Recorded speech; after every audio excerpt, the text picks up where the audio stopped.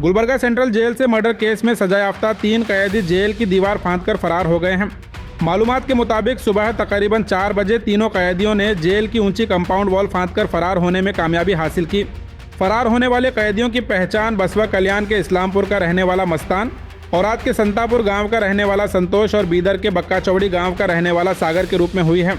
बताया जा रहा है कि ये तीनों कैदी कई दिनों से फरार होने की प्लानिंग कर रहे थे और आज सुबह अपने मकसद में कामयाब हो गए।